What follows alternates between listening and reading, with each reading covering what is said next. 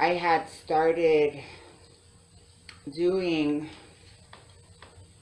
these episodes highlighting Facebook addiction.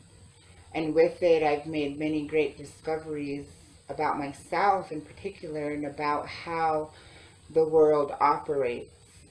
For instance, so many people are involved with social media and they use their phone as a device to communicate with the world. And so I've run into some instances yesterday about how that affects me and how that kind of makes me think about things in a different perspective, to where I need to identify and find ways that I can reach out to my population of readers and people who like to hear the things that I post, the videos. Okay, so I've been involved for a couple of months now with getting interviews and working on a project um, about food sovereignty and how important it is, and kind of identifying how popular food sovereignty is and how it can provide health benefits, and also the negative aspects of, if too many people are doing it, can this planet sustain everybody utilizing the earth to have a better diet and to live longer? So I've been kind of working on that project. Yesterday I got a call from one of the organizers with an event that I'm going to be attending in Wilson, Wyoming this coming week coming up. And there they had invited as the host or the guest speaker or the guest performer is Sean Sherman. And for those who don't know who Sean Sherman is, Sean Sherman is the sous chef. I've done some extensive research on Sean and listened to many of his podcasts and learned a lot of his perspectives when he speaks and presents on food sovereignty. I will be up there with the founder and owner of American Wilderness Botanicals, and his name is Ben Clark. He wanted to know what I was going to do with an interview that I had conducted with one of his other helpers and organizers, whose name is Maureen. And Maureen, she had interviewed Sean Sherman and also his business partner, Dana Thompson. And it's a beautiful interview that I'm going to be sharing upon my own platform. And so when I originally had her conduct the interview, I wanted to pull some of that audio and turn it into another Wyoming Public Radio story. And so the interview that she conducted was really beautiful. It was amazing. I had transcribed it and sent it over to my boss, Melody Edwards, and she wanted to turn it into an open spaces episode. But the problem there was that Maureen is the one who had conducted the interview, and she had no ties or relations within Wyoming Public Radio, and so they wanted me, if they used it, I would have to edit out Maureen's voice and replace it with my voice, which I didn't feel comfortable doing. And so I just let that all go. And in that process, I made the transition with, I'm going to be doing this episode with Wyoming PBS. And so I'm in the transition of still going up there, still continuing the project, but working under a different entity. And so Ben called me yesterday and wanted to know what I'm still going to be doing with the interview that Dana and Sean had conducted by Maureen. And I wanted to notify him and reassure him that I was still going to utilize it and it would go to good hands and released in a good way out to the public, and I was going to give Maureen credit for it. And so that's something that I'm working on. He had mentioned to me that there was only 16 people that had signed up for the event that he had started marketing and advertising a while now. And so some of the things that I had ran into when I posted the first story about the event with Sean Sherman coming here, it's a food sovereignty event. And so one of the things and questions that were asked of me by a professor out at Wyoming Western. She's an English professor. Her name is Jessica Dean. She had made reference and commented on my Facebook post at that point that she thought that it was pretty pricey because at that point they were charging around $300 for people for a 2-day event for them to come up and learn about food sovereignty and see some of the demonstrations that Sean was going to present. And she said she had been to numerous food sovereignty events, or not food sovereignty, many food events. Jessica Dean said she had been to many food events and that she had never seen people charge that price. And then she also understood that it was close to an area in Jackson, and so she kind of made reference that it would be offensive, or that it is offensive to the Native peoples because many of them would not be able to go, and that they were using the Native platform as a means to make money off of it.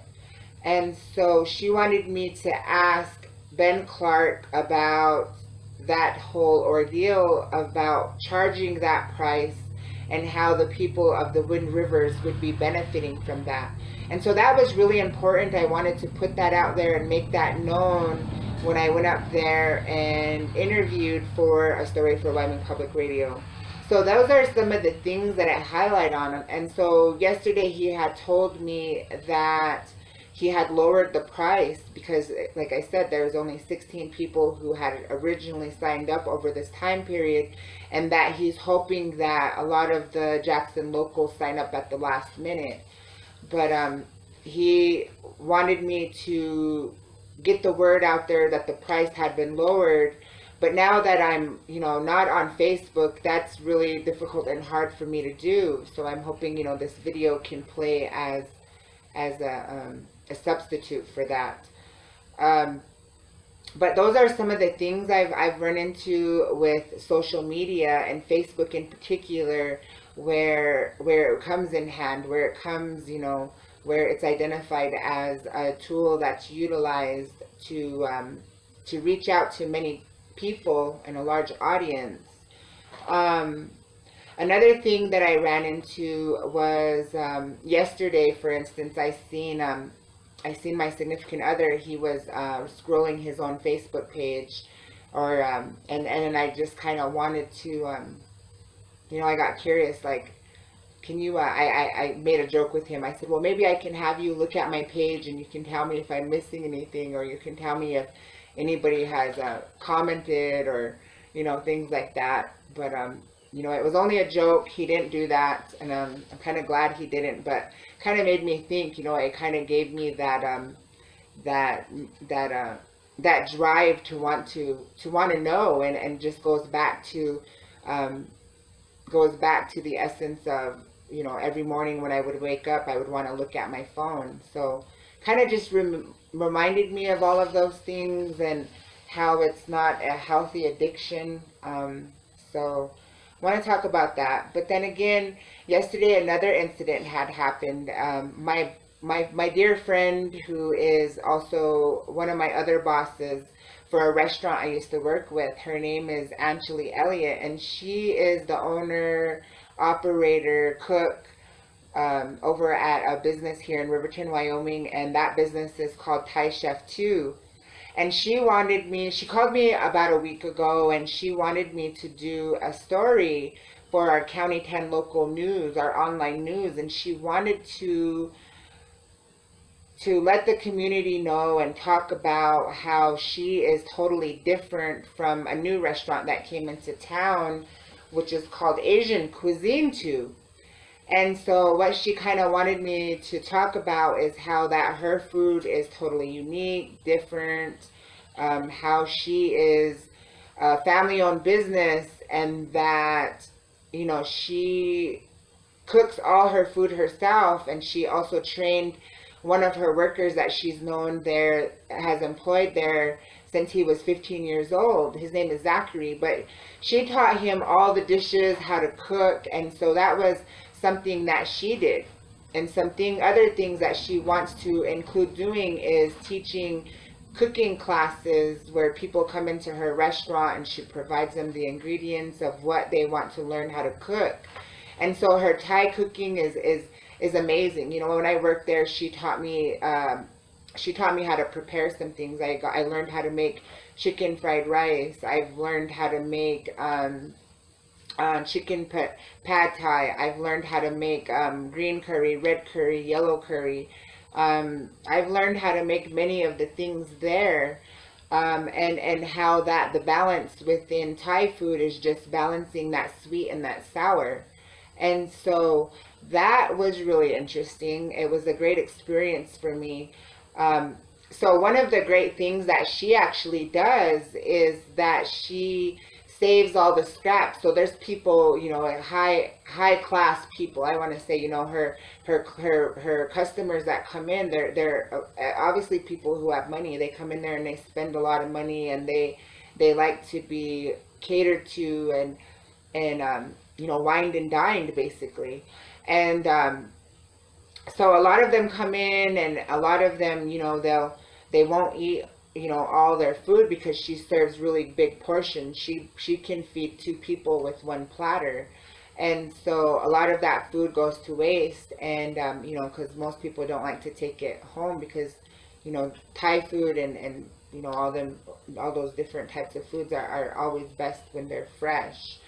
And so a lot of that food goes to waste. And so one thing that she does different is that she saves all that food. She throws it all into a bucket, and she deals with a lot of the local people here. And some of that is she'll she was giving it to a guy who had some pigs. And so when the guy no longer had pigs, you know, there was no need. So she wanted me to contact some other people. And so a person that I contacted was my friend Stephanie Smith, who has chickens. And so, you know, her chickens get a lot of that scrap food. And so, you know, that's one thing that she does. Angeli doesn't like to waste a lot of things. And so she wanted me to come in there yesterday, and I had to show her a story because County 10 had highlighted this new restaurant, Asian Cuisine 2. And I wanted to tell her and just kind of show her what was said and stuff like that. And my first inclination was to go to my Facebook and be like, you know, here's the story. But then it dawned on me, I was like, hey, wait. I'm trying to take a break from Facebook for 30 days. I'm doing this program. I can't go to Facebook. So I kind of like gave the phone to my husband and told him, you know what, hey, show her the story. But then again, her worker Zach was there, and he said I can just pull it up. And so he was able to go to his own Facebook and look it up. So that is a big, beautiful reminder that Facebook is big. You know, Facebook is a big thing, and a lot of people utilize it to reference back and be like, hey, I seen this, or hey, this is a story that was read, or hey, this was a video that was shared. I want to show you. And so it's actually a big platform for people to reference back to. So what I need to learn how to do, and I spoke to a good friend of mine because I'm working on getting the radio station started back up here on the Wind River Reservation. We had our own local radio station that covered tribal issues, you know, and it's an educational platform for me to highlight a lot of these things. And so that's really a big passion of mine and something that I want to do. And so yesterday I was able to talk to a dear friend of mine, Lisa Yawakia, who is she has a degree in communications as well, and has worked in many numerous outlets here on the reservation. She's worked with the casino's marketing department. She's worked many different areas here on the reservation, and right now she has started the new health clinic in Ethity. And so, she's a big character in what I want to do with this radio station. And so yesterday we were talking, and we had talked about a lot of the things about getting the radio station going. But we also talked about an incident that happened here just recently here on the reservation. A lot of people had gotten a letter in the mail, and I had no idea. I mean, I seen it all over Facebook a couple of weeks ago, and I was wondering what it was, but I didn't get myself involved with it. And so yesterday she was able to tell me some information about what those letters entailed with all the people who got them, because there was people who got them from the Eastern Shoshone tribe, and then there was people who got those letters from the Northern Arapaho tribe. And the letters that were sent out, if I can recall, on the Facebook, some people had shared, the envelope that it was put in, and so it had their name on it, but it had on the top that the sender was also their name, so it was like their name in two different places. And so she told me yesterday that letter, what it instilled was it was a picture of the current Northern Arapaho Business Council chairman, Lee Spoonhunter. It was a picture of him. It had a beer, and the person sitting, I guess, across from him also had a beer or something like that. And it just had stated, "Is this your new, or is this who you want to run? I guess tribal government, or your people, or something like that." And we didn't really go into too much detail. I didn't really see it, but when she talked about it, and how it also referenced to him, to his background, I guess he has maybe something in his criminal background, and and I can highly relate to something like that, because I do have a background as well, and I'm always open and honest about it. And I've written 3 books about, my life, my adventure, my story, my journey. And in that, I have referenced, my background. I'm an ex-felon. I had went to jail for 2nd-degree assault. And so I can highly relate. And so stuff like that to me is news, stuff like that, when people are trying to discredit somebody else for their growth, or for who they've become, that's something that I would like to highlight, because I know there's a lot of people out there who try to discredit me for what I do and who I am and where I've been. But all of it I look at as learning lessons. We're all people. We all, make mistakes. But the thing is to pick ourselves up from those mistakes and to make ourselves better people from it. And so that is one thing that I had got from that yesterday. And so she had basically told me, we were talking about how that person could have got that mailing list, because the mailing list could have came from, many different sources. There's a mailing list at the casino. There's a mailing list with the tribal courts. There's mailing lists with the medical system. And so there's so many ways that a person could have obtained all of that information to mail out a lot of those letters. Because I know when I was also, going through at that time my Facebook feeds, I had seen that people, a dear friend of mine, Fafa Whiteman, she had made reference that the hers had been in a name that she don't even really use anymore, a married name. And so that right there, me and Lisa were talking, that right there kind of tells that whoever got this mailing list, or whoever used this mailing list that they've gotten, that it had to come from a source where their mailing lists have not been updated. And so she had said that the casino's mailing list is highly updated, so it couldn't have been that. So she's thinking maybe it came from the court system, because their mailing list is not updated. They still use paper trails and stuff like that. And so, but anyways, these are some of the things we talked about. And so it just kind of made me think that could be a great way for me to get off Facebook and utilize different ways, is to generate a mailing list so that I can connect with people, and maybe an email list, in general. I've been trying to want to get one started and work on that so that I can reach out to more people with my videos and just some of my collaborative works and different things that I'm doing in the community, because I think it's a more effective way to connect with people. It's a more effective way because well, for instance, yesterday I was drained. I was so tired after talking to so many people on the phone, and on the phone was a great way for me to connect with people. So, instead of Facebook draining all my energy, it was people and their energy. And so that was actually a good feeling to be tired, to be tired in a different kind of way, and not resort back to having to blame Facebook for draining my energy. So that's been a good thing. So more things. So like I said, yesterday was quite something. So today is another day, and we'll see what today brings. I believe today's day 3. So, thank you. Talk to you guys later.